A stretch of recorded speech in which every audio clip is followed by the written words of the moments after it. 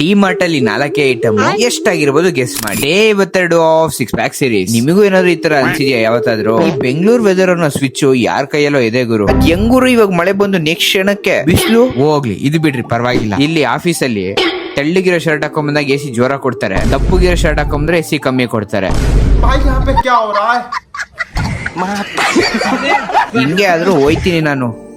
ನಿನ್ನೆ ನಿದ್ದೆ ಕಮ್ಮಿ ಆಗಿತ್ತು, ದಿನ ಪೂರ್ತಿ ಕಣ್ಣು ಎಳಿತಾ ಆಯ್ತು. ನಾವ್ ಹೇಳ್ಕೊಳಕ್ಕೂ ಮುಂಚೆ ರೆಸ್ಟೇ ತಗೋಣ ಅಂತ ನಿರ್ಧಾರ ಮಾಡಿದೆ. ಇವಾಗ ಸಾಯಂಕಾಲ ಆರಾಮಾಗಿ ಕೆಲಸ ಮುಗಿಸ್ಕೊಂಡು ಮನೇಲಿ ಓಡಿಸೋದು ಇದು ಕಮ್ಮಿ ಆಗಿತ್ತು. ಮನೆಗೆ ಹೋಗ್ತಾ ದಾರಿಲೇ ಡಿಮಾರ್ಟ್ ಹೋಗೋಣ ಅಂತ ಯೋಚನೆ ಮಾಡಿದೆ. ಇವತ್ತು ಆಫೀಸ್ ಅಲ್ಲಿ ಬೇರೆ ಬಿಲ್ಡಿಂಗ್ ಅಲ್ಲಿ ಒಂದು ಮೀಟಿಂಗ್ ಇತ್ತು. ಆ ಬಿಲ್ಡಿಂಗ್ ಲಿಫ್ಟ್ ನೋಡ್ಬಿಟ್ಟು ನಮ್ ಜಾಗಕ್ಕಿಂತ ಇವ್ರ ಲಿಫ್ಟೇ ದೊಡ್ಡದಾಗೈತಲ್ಲ ಗುರು.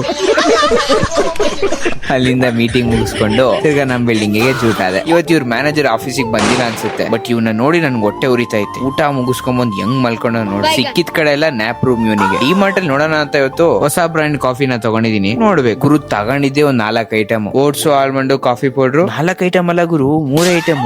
ಅಷ್ಟಕ್ಕೆ 1000 ರೂಪಾಯಿ. ಟೈಮ್ ಆಯ್ತು ಗುರು, ಸಿಗೋ ನಾಳೆ. Bye bye.